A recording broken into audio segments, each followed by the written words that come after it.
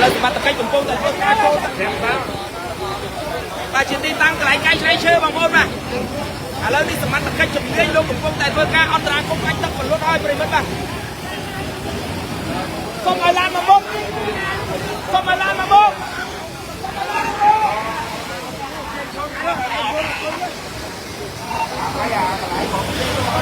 แล้วบองมันใจปลอกกิ๊กไฟบ้ากดบ้ากดปันให้อ้อยลานตั้งมาบุกมาโซมทางได้ลงงาน